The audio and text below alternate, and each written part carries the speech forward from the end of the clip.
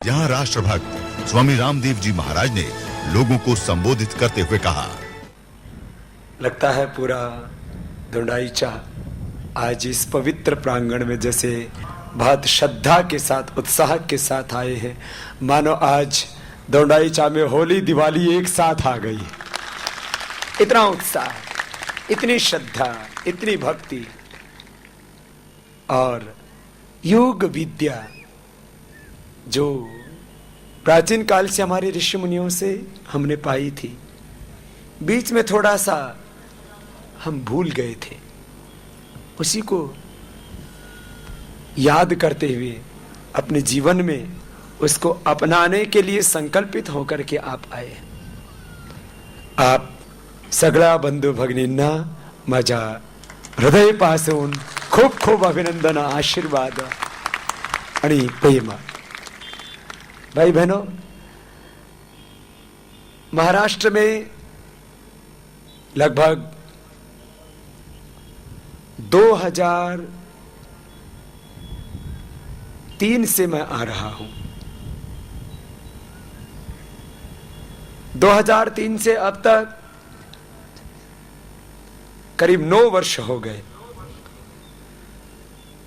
जितना मैं महाराष्ट्र में रहा हूं शिविरों के लिए, और जितने लोग महाराष्ट्र में शिविरों में आए हैं, अब तक पूरे देश में इतने बड़े आयोजन दूसरे प्रांत में नहीं हुए जितने महाराष्ट्र में हुए। और पिछले 2 दशकों से जिस तरह से यह योग और आयुर्वेद के साथ भारतीय संस्कृति का पुनर्जागरण का अभियान चल रहा है, और उसमें पिछले 10 वर्षों से तो यह आंदोलन बहुत व्यापक हो गया है, और पिछले 2-3 वर्षों से तो देश नहीं पूरी दुनिया में आज चर्चा का विषय बना है, तो योग और भारत स्वाभिमान का यह आंदोलन बना। एक तरफ देश को रोग मुक्त करने का यह अभियान, और दूसरी तरफ देश की दरिद्रता को मिटा करके इसको परम वैभवशाली भारत बनाने का यह अनुष्ठान। और आज मैं अपनी बात पहले योग से शुरू करता हूं। योग में कुछ व्यायाम है, कुछ सूक्ष्म व्यायाम है, कुछ आसन है, जो आप रोज सुबह 5 से 7:30 बजे तक, 8 बजे तक आस्था पर जो कार्यक्रम आता है उसमें देखते भी हैं, करते भी हैं। योग में एक है व्यायाम, एक है आसन, थोड़े सूक्ष्म व्यायाम। एक बहुत महत्वपूर्ण विद्या है योग में, प्राण विद्या, उसको ब्रह्म विद्या भी कहा है। योग विद्या में ये जो प्राण विद्या है ये बहुत ही महत्वपूर्ण है, और यही बहुत प्रभावशाली भी है, बहुत शक्तिशाली भी है। इसी प्राण विद्या का अभ्यास भी बताएंगे और इसके लाभ भी बताएंगे, आप भी हमारे साथ करें।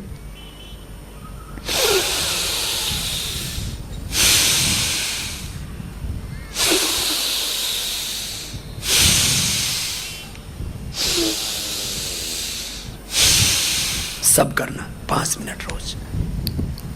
श्वास, दमा, कफ, एलर्जी, कमजोरी, कोई रोग नहीं रहेगा। 2 से 5 मिनट कर लेना, बहुत जोर से नहीं करना, ऐसे नहीं करना, इतनी जोर से भी नहीं करना है ना, आराम से कैसे।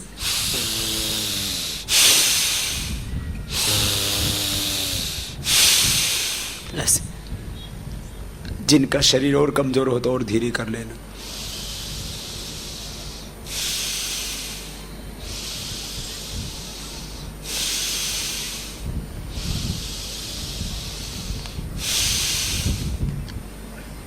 सौ साल तक आपके फेफड़े ठीक रहेंगे, फेफड़े कमजोर नहीं होंगे।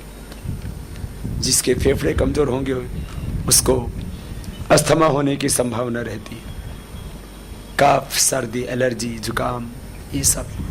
लेकिन आप यदि ये भस्त्रिका प्राणायाम करेंगे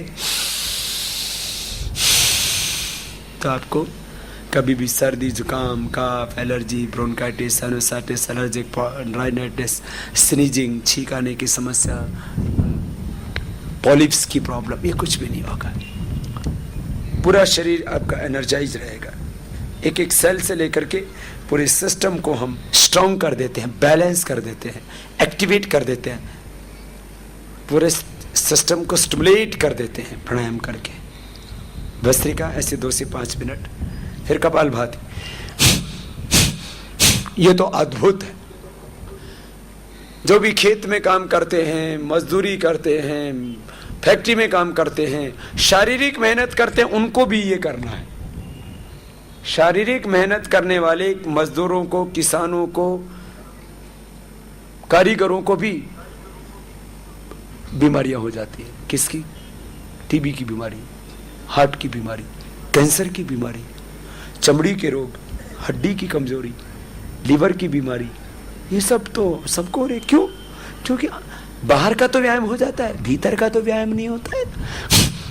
ये भीतर का व्यायाम, ये कपालभाति क्या है? भीतर का व्यायाम।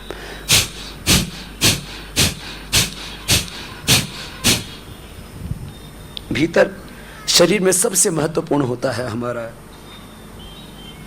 एक तो ये पाचन संस्थान, दूसरा हमारा प्रज्ञा संस्थान।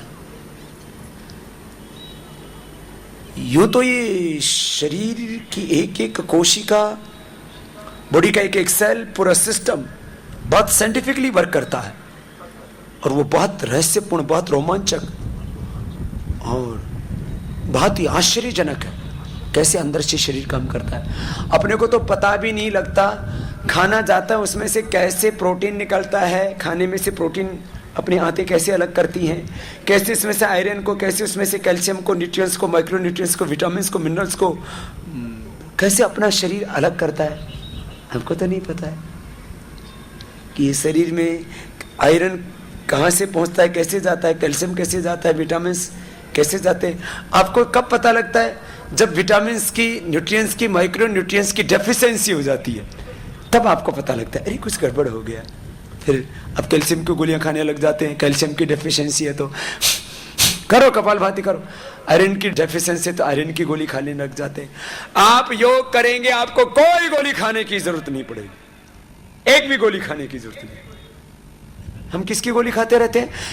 कैल्शियम की गोली, आयरन की गोली, कोलेस्ट्रॉल की गोली, गैस की गोली, एसिडिटी की गोली, दर्द होता है दर्द की गोली, थायराइड की गोली,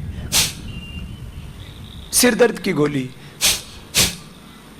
फिर ताकत की गोली, नींद की गोली।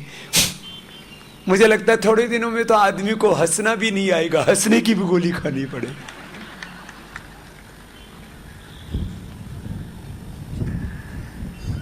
आप हंसते कैसे? क्यों हंसते हैं? कौन आपको हंसाता है? कौन आपको रुलाता है? कौन आपको सुलाता है? कौन आपको जगाता है? कौन है जो आपके शरीर को सब चीजों को भेज देता है, जहां जो कैल्शियम चाहिए, न्यूट्रिएंट्स चाहिए, माइक्रो न्यूट्रिएंट्स चाहिए, आयरन चाहिए, पोटेशियम चाहिए, मैग्नीशियम चाहिए, कौन इस शरीर के अंदर भेजता है? हमको तो पता भी नहीं। वो भीतर वाला परमात्मा सारी व्यवस्था उसने ऑटोमेटिक कर रखी। एक हमारा ऑटोइम्यून सिस्टम, एक है तो वो है हमारा ऑटोनॉमिक नर्वस सिस्टम, एक है हमारा वॉलंटरी नर्वस सिस्टम। 99% तो अपने भीतर सब कुछ खुद ही चल रहा है। आपको तो पता भी नहीं हार्ट कैसे वर्क करता है, किडनी कैसे काम करती है, लीवर कैसे काम करता है, इंटेस्टाइन कैसे काम करती है, पेनक्रियास क्या काम करता है, कैसे काम करता है। अपने को तो जब बीमार हो जाते तब डॉक्टर बताता है कुछ गड़बड़ हो गई है। फिर डायबिटीज के लिए गोली दे देता है, बीपी के लिए गोली दे देता है, थायराइड के लिए गोली दे देता है, किडनी के लिए गोली दे देता है, फिर दर्द के लिए गोली दे देता है। सब गोली खा खा करके, दवा खा खा करके शरीर दवा खाना बन जाता है। दवा खाओ, दवा खाना, दवा खाना, दवा खाना, दवा खाना, शरीर मेडिकल स्टोर बन जाता है। जो कपालभाति करेंगे उनको कोई दवा खाने की जरूरत नहीं रहेगी। कितनी बड़ी बात है, कर लो ना। कुछ मोटी मोटी भी हो गई है, पतली पतली हो जाएगी। इधर भाई तो ज्यादा मोटे नहीं है, इधर कुर्सियों पर बैठे बैठे कुछ मोटे हैं।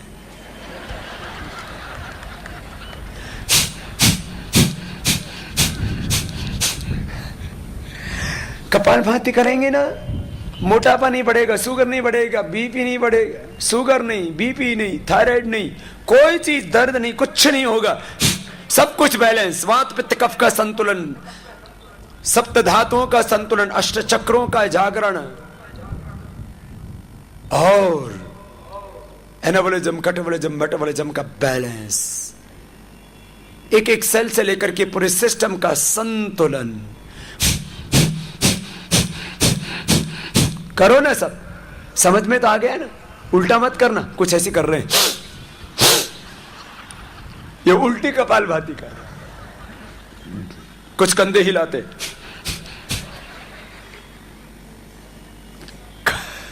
कुछ मुंडी हिलाते, कुछ लोग होठ हिलाने लग जाते, कुछ अंदर खींचते, कुछ पूरे हिलने लग जाते,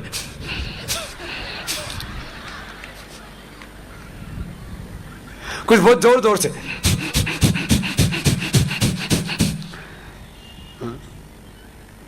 मैंने कहा ये कहां से सीखा सब? बोले बाबा आपसे ही सीखा।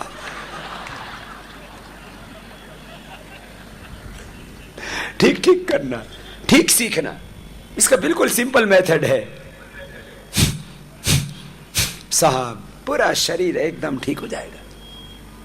न एड़ी में दर्द होगा, किसी की एड़ी की हड्डी बढ़ जाती है, किसी के नाखून खराब हो जाते हैं, किसी के पैर फटने लग जाते हैं, किसी के नीचे से तलवे, किसी के इधर वेरिकोज वेन्स हो जाता है, किसी के घुटने दुखने लग जाते हैं, चमड़ी का रोग हो जाता है, ऊपर से नीचे तक पूरे शरीर में कोई विकार नहीं रहेगा, पूरा शरीर शुद्ध हो जाएगा, पूरे शरीर का प्रक्षालन, पूरे शरीर की शुद्धि।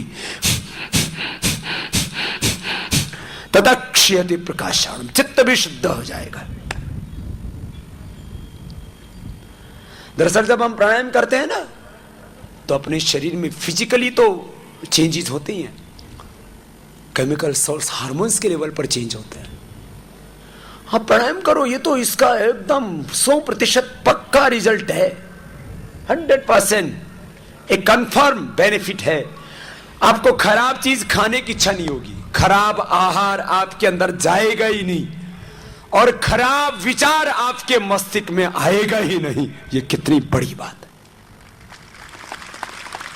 खराब आहार अंदर ना जाए और खराब विचार आपके दिमाग में ना आए, तो जिंदगी में सुख ही सुख है, आनंद ही आनंद है, स्वर्ग बन जाएगी जिंदगी। आप में से भी बहुत से भाई बहनों ने योग किया होगा, और योग करके उनके भी रोग मिटे होंगे, जो भी करता है उसके रोग मिट जाते हैं।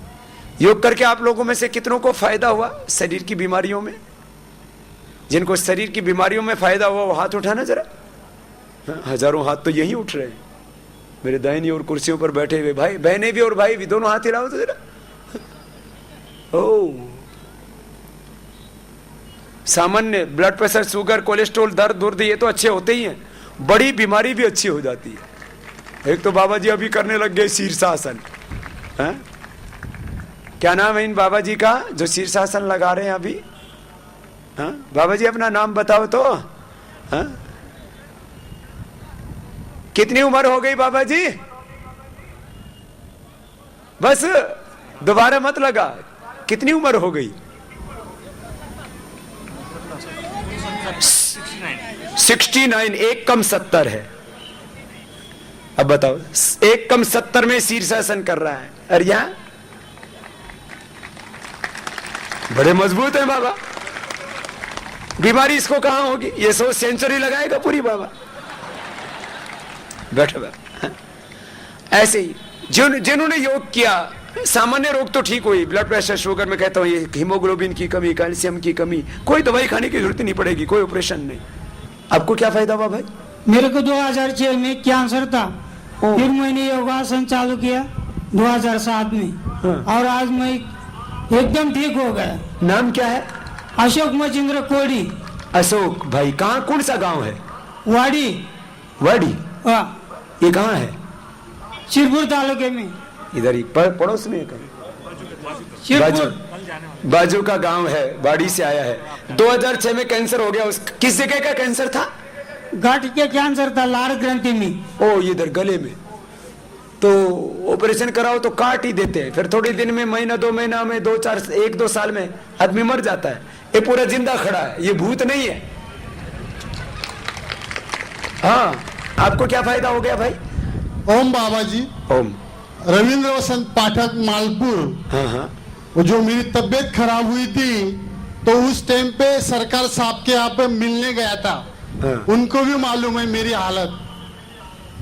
मेरे को माइग्रेन पेन का प्रॉब्लम आ गया था, डिप्रेशन, और कान का पर्दा फट गया था 3 बरस पहले, और आधा पागल के जैसा हो गया था थोड़ा। ओहो। ये हालत बहुत। फिर योग शुरू कर दिया? हाँ जी। फिर क्या है अब कैसा है? अभी 99% अच्छा हो बाबा जी। 99% अच्छा है। आपकी कृपा है बाबा जी, आभारी हूँ। तो रोज योग करते हो? ये करता हूँ, घर पे टीवी पे देख के करता हूँ। टीवी पे देख के घर पे ही करते रहते हैं, और अब सब बीमारी अच्छी होगी, नहीं तो आधा क्या पूरा पागल हो जाता अभी तक। नहीं, आत्महत्या तक चला गया था बाबा जी। ओ, सोच लिया था कि अब जिंदगी खत्म कर दो, इतना दुख भर गया था। योग ने जीवन दे दिया भाई रविंद्र को, आशीर्वाद है। आभारी हूँ बाबा जी, खुश हूँ, खुश। तो बहुत लोगों को जीवन मिला है, हाँ? और आज तो हमारे, हाँ, कभी सोचा भी नहीं था। हमने तो ये गांव का नाम पहली बार सुना, ये धुंडईचा। हाँ? ये तो हमारे श्री सरकार साहब रावल जी का आपके ऊपर आशीर्वाद है कि आज आपको हम सबको मिला दिया। आज यहाँ पर सब हजारों भाई बहनों की कितने वर्षों से तमन्ना थी, क्या बाबा हमारे कभी धुंडईचा में भी आएंगे। एक बार राहुल साहब को, पूज्य माता नयन कुमार ताई जी को और भाई जय कुमार जी को, सबकी ओर से बहुत बहुत अभिनंदन है जिन्होंने ये पावन अनुष्ठान, हाँ? तो एक तो हमारा अभियान है देश रोग मुक्त बने, नशा मुक्त बने, हिंसा मुक्त बने, सबके जीवन में संयम सदाचार आए, सबके जीवन में आध्यात्मिकता आए, हम सब सच्चे अर्थों में ईश्वर पुत्र बने, ऋषि पुत्र बने, हम रामकृष्ण की संतानों की चरित्र भी रामकृष्ण जैसे ही हों। और दूसरा अभियान हमारा भारत स्वाभिमान का, बस उसके बारे में 2 बातें बता के अपनी बात को पूरा करना चाहूंगा। भाई बहनों, आज करीब 10 करोड़ से ज्यादा लोग इस अभियान से जुड़ चुके हैं, और अपने घरों में बैठे तो 100 करोड़ से ज्यादा लोग इस अभियान से जुड़ चुके हैं। अब हम सबको मिलकर के क्या काम करना है? सबको मिलकर के अब खुद को तो बचाना ही है। भाई बहनों, 4 जून से जो भ्रष्टाचार मिटाओ सत्याग्रह शुरू कर रहे हैं, उसमें करोड़ों भारतीयों को एक साथ खड़ा होकर के अब देश को बचाना है, भ्रष्टाचार को भी मिटाना है, और लूटा हुआ 400 लाख करोड़ रुपए हिंदुस्तान को दिलाना है। और लोकतंत्र को कुछ लोगों ने षड्यंत्र करके भ्रष्ट तंत्र, लूट तंत्र बना दिया है। इस करप्ट सिस्टम को भी करेक्ट करना है। योग से तो आध्यात्मिक महाशक्ति बनेगा, और ये लूट हिंदुस्तान की वापस मिलेगी, काला धन हिंदुस्तान को वापस मिलेगा, तो ये भारत आर्थिक महाशक्ति बनेगा और भारत पूरे विश्व का नेतृत्व करेगा। ऐसा भारत बन जाएगा। तो बोलो, ऐसा भारत बनना चाहिए कि नहीं? तो इस अभियान में सब साथ दोगे ना? सब साथ देंगे। बोले बाबा, भाई बहनों, माना कि भ्रष्टाचार से पोषित होने वाले लोग हमारे इस काम का विरोध करेंगे। जो भ्रष्टाचारी है, भ्रष्टाचार से पोषित जो लोग हैं और भ्रष्टाचार से पोषित जो देश हैं, वो इसका संरक्षण करेंगे। लेकिन क्योंकि सत्य हमारे साथ है, भगवान हमारे साथ में है, और लोकतंत्र में सबसे बड़ी शक्ति होती है जनशक्ति। देश के 100 करोड़ से ज्यादा लोग हमारे साथ में हैं। हम सब मिलकर के अब किसी भी कीमत पर हिंदुस्तान को बचाएंगे, लूटा हुआ देश का धन इसको वापस दिलाएंगे।